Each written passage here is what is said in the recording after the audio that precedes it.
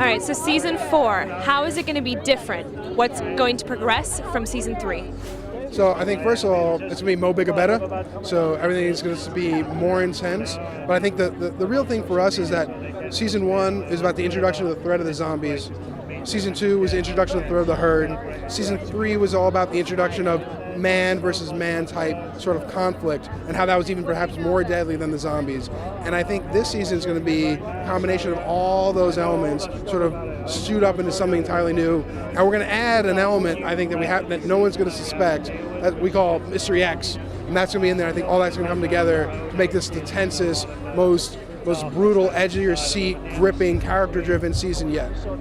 One of the things that's going to be changing is the community dynamic now that there are a couple more people added into the gang, and we're going to see roles switch around. Can you give us any hints about who's switching to what roles?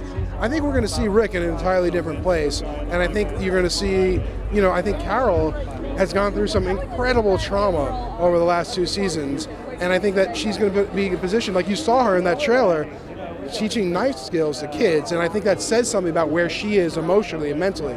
I think Carl has gone through some remarkable changes. He's literally physically growing before our eyes, which is just a joy to see and watch. He's really coming to his own as a young man, and I think, he's got some ideas that might not make Rick happy.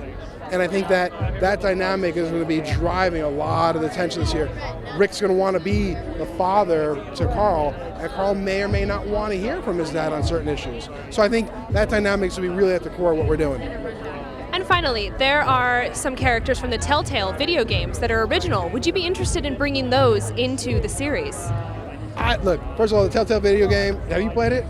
Not yet. Oh my God. If you play that game, I'm not a gamer, if you play that game and you don't cry at the end, I tell you, you don't have a heart. It is as gut-wrenching and emotional as anything that we've done on the show, and it's an amazing accomplishment.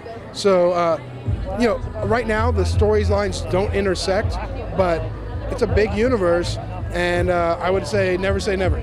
So one day we might see them collide. It's possible. It's possible.